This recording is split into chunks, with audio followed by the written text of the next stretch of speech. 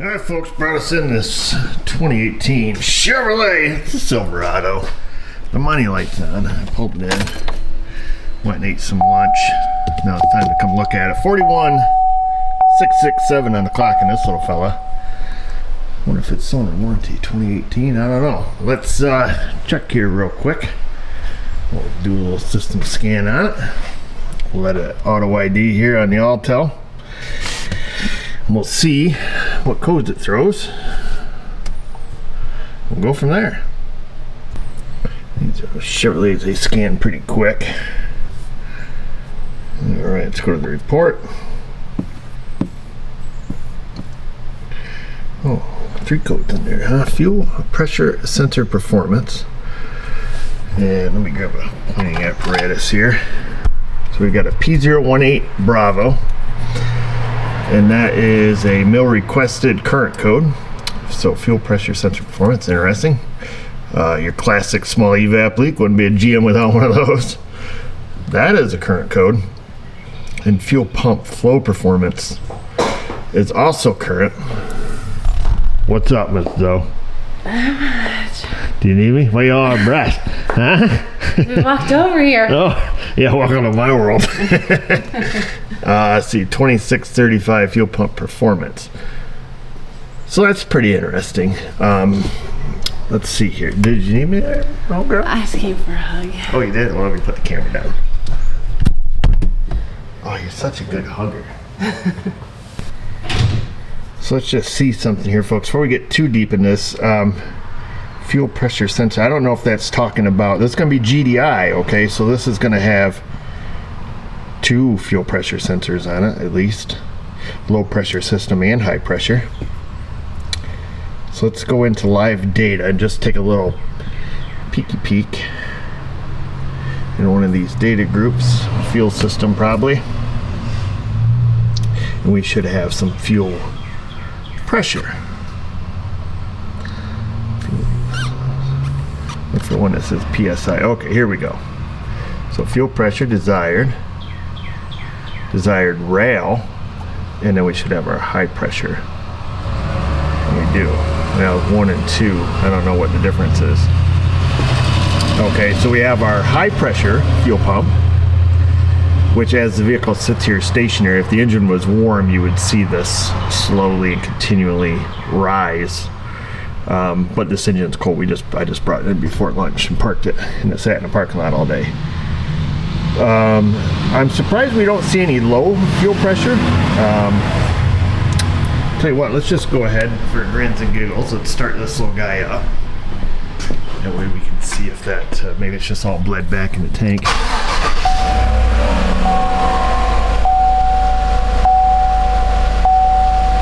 You can see the money light is on there.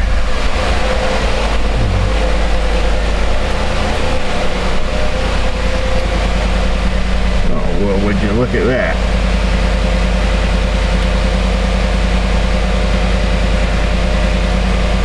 Desired on the low side is 72, but it's showing 0. Our high pressure fuel pump obviously seems to be working. Alright. Oops. Keep you guys pointed in the right direction here. Fuel pressure, the sensor must just be shorted out. 0.4 volts. I think they're underneath the car. That's interesting. Fuel rail temperature minus 40. I wonder what that's about.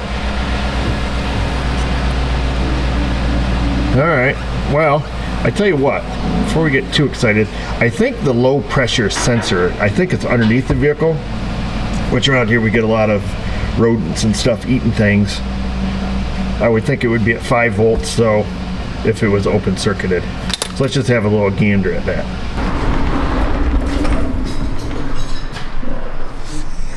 There she is. So that's our fuel pressure sensor. Let's get that voltage pid. There we go. We don't really care about the high pressure anymore. Let's just look what's important here.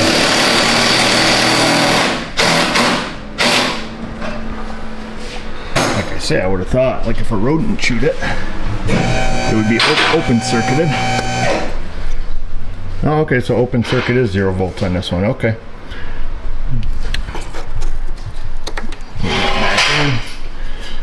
4. Okay, let me get a tripod and we'll just do some basic checks. So this should just be, 5 volts ground and our signal wire. Got my multimeter here. We're just gonna clip a ground right there on our ABS. Which is that gonna be good ground? Yeah, I took all the brake. That'll be good enough for reading with a meter. Let's see. We're gonna we'll do the poke and hope here. Let's see. We've got a brown wire here on the left. That reads 4.99. Our middle wire is black with something, maybe black with yellow, maybe.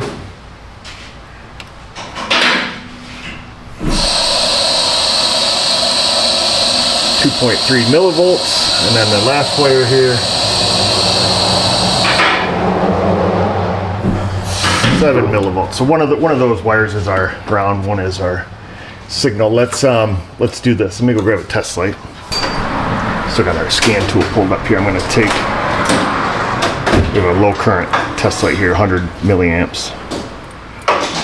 Let's stick this in our 5 volt side. See if that'll hold there nicely for us. Oops, and it won't. I'm just going to grab another T-pin here out of the old hat. Okay, let's try this again. We got that clicked onto our 5 volts. Take this T-pin here. If we hit the ground, we might get a dim light. If we hit our signal wire, we're going to get 5 volts. So there we have a dim light. So there's our ground. Probe into the one out here. Our scan tool goes to 5 volts. So that tells us wire integrity is perfect. Let me show you. So you see how that went up there momentarily to 5 volts. So that's good. That tells us the computer is good. The wiring to the computer is good, and everything is good. What it tells us though is we either have no fuel pressure, which I doubt because the guy drove it here, or we have a bad fuel pressure sensor, which is more likely the case. That does not fix our EVAP leak. That should fix 2 of the problems. What were those codes there? We'll go back here and look at those again. It's going to fix the P018 Bravo fuel pressure sensor performance. Oh, now we got all kinds of codes because we have it unplugged. And then what did we have? We had a 18442 and the 2635 code, the P2635 fuel pump performance fuel pump flow performance. That would also be generated with a fuel pressure sensor issue. Let me, before we get more involved, perhaps this truck's still under warranty. 2018 with less than 50K on it. Let me just call real quick because I have to call Chevrolet anyways to see if they have a fuel pressure sensor for it. And then I'll find out from the service department if this thing's still under warranty. Hey, if I give you a VIN, can you see if the car's still under warranty for me? Yeah. What? It's a Juliet Zulu 365760. You know, roughly miles? Less than 50. Okay. The fuel pressure sensor's gone bad on it. I didn't want to do anything if it was under warranty still. Alright, so it still has powertrain until November. So now I gotta run the app code to see if it's something that's covered. So if you wanna hold a couple minutes, I'll... What's that? I said it actually has 2 problems with it. It's got a code for an EVAP leak, which I haven't checked yet, and then the fuel rail pressure sensor has gone bad on it. Okay. That I did look. That's got a failed sensor. The emissions was out in 2021. Oh, okay. So that won't be covered then. That's not under powertrain, nope. Okay, I just wanted to double check.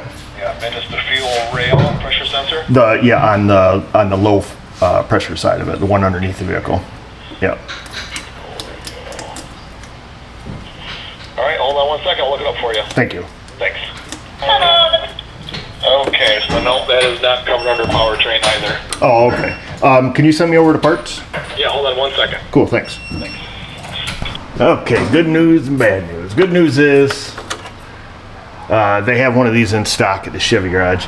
And the bad news is truck's not in warranty. Guy told me nothing on emissions, which I thought they were 8-year 80,000. Yeah, which he said ran out just a while ago. So yeah, whatever.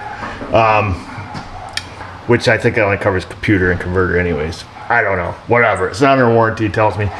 Good news is they have that in stock. So let's take and pop this little guy off. Let's make sure it actually has fuel pressure IRL in real life, which I'm sure it does. Oh, 16 mm. Look at that. That's weird.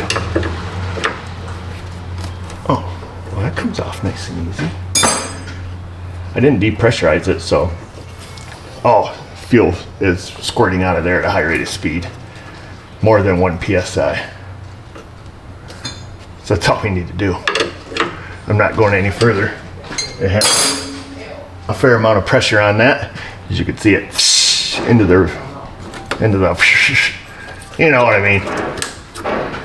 Okay, let's grab the Avoca smoker and see if we can figure out where the EVAP leak is. But before we do that, let's just move down here one step. Let's go to active test. Let's make sure we hear our vent valve working. Let's see, we're gonna go to evaporative emissions. We're gonna go to vent valve. And we're gonna turn it on. Ready? Back off. Okay, so that turns on and off. And the next thing we'll look at is we'll make it not vent, and we'll go to fuel tank pressure, which is 1.51 volts currently. And theoretically, with that closed and volatile fuel in the tank, we should see a rise in pressure, just naturally. We just saw a little decay. But it's not building pressure, so that tells me that there really is a leak for Rizzle. And providing that our vent valve is actually closing, we hear it clicking, doesn't mean it's working. So that's all we can do under here. So let's set it down and get the smoker. Oh, she's one of these jobbies. Interesting. Okay, I haven't messed with one of these yet. Done them on Fords. I don't know if this is the only sealing surface, but that's kind of interesting. Okay, at least we know it's capless. I jumped on the Identifix looking for a silver bullet. There is none. 2018 Silverado's 442. Just your standard service info, but nobody posting any fixes. And the reason I was looking is to see if the capless system was troublesome on these. Nothing I've run across, but I figure if there's 9 million hits, well, we know where to look. So now we have to do it the old-fashioned way. Whoa, that's springy. Actually figuring out what's really wrong with it. Well, I suppose that's what we get paid to do, right?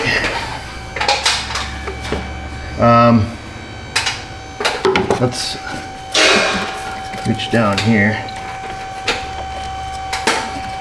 See if we can't get this little fella unplugged. Kumbaya! So there's our little deal we need to get to. We're gonna use this fella. This is from Redline. It's a little adapter kit. Keep it in the box. Comes in a bag. Not really a bag. It's what it is. Which size do we need? A small one. That thing at 3/8, 5/16. Click that in. That way we can hook up the smoker. Zip our purse back up. Stick it in there. Bring over the Avoca smoker. What we're going to do is we're going to fill the whole system full of smoke.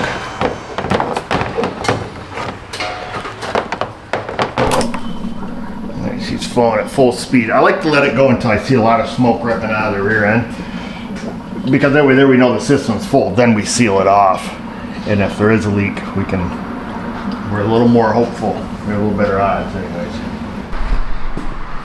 So we can see even with the vent valve open, our pressure has changed. Okay, so like I said, let it go for a little bit till we see some smoke rolling here. Oh, I see some smoke. You guys see the smoke? Alright, so we got some good smoke back there. And let's go not venting.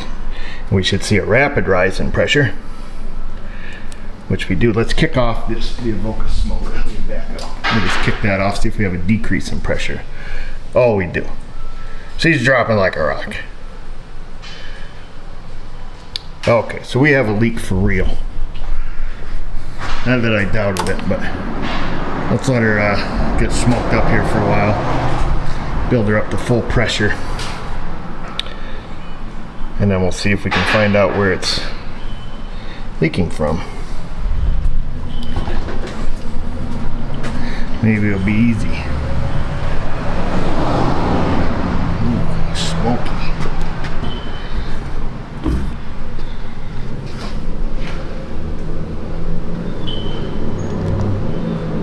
Oh, must be this isn't what seals it. Okay, so it must be like Ford. This is just your dirt trap door that stops the big chunks from going down in there, and then there's another sealing apparatus down below.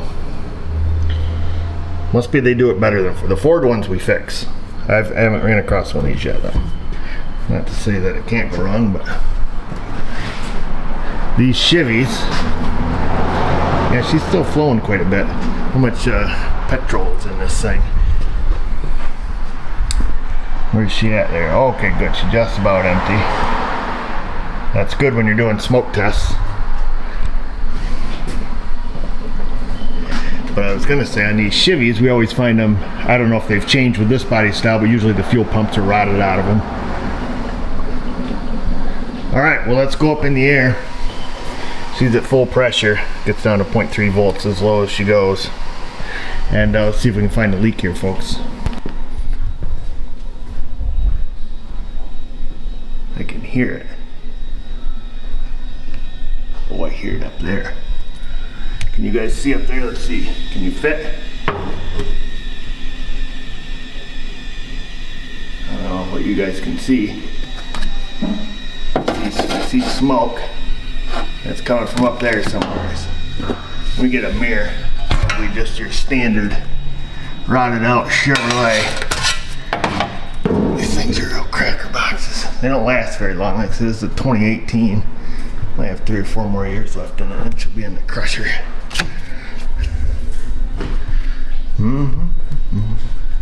Hope I'm not giving anybody vertigo. Get our mirror. That's your classic plastic fuel pump.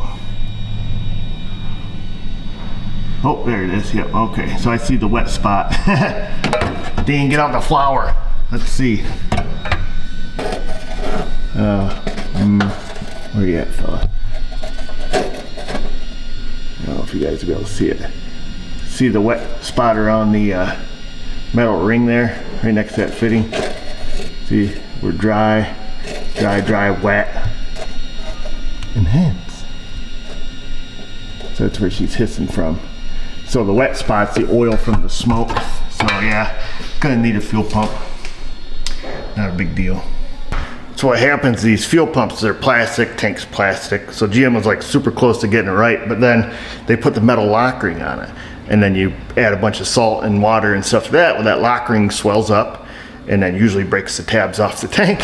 And then ultimately, usually before that, the first fuel pump, what it will do is it'll crack the plastic. So all around the plastic top of the pump, when we take it out of there, you'll find that it'll be fractured all the way around and then, you know, hissing. So I guess that's what this truck needs. It needs a fuel pump, even though it's still pumping, and it needs a pressure sensor.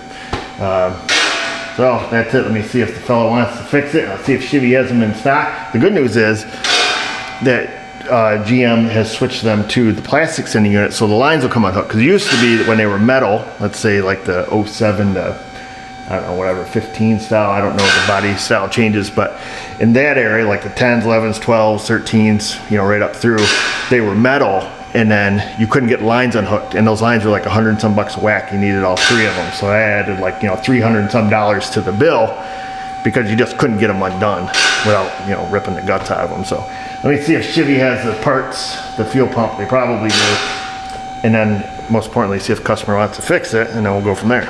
Well, today's this guy's lucky day. The Chevy garage has a fuel pump module in stock with the lock ring, which we also need. And they have the pressure sensor, which you guys already knew about. They do not have a fuel level sensor though. So when you buy the pumps from General Motors, they sell 2 different module kits with and without the level sensor. The one with the level sensor is on forever back order, unprecedented circumstances, COVID-19, fill in the blank, supply chain issues, you know the story they give you. So there's that. So they have one without. And we have to be super careful because they do not have a fuel level sensor either. And they're on an infinite forever back order, unprecedented, you know the story. We've heard it 1,000 times already.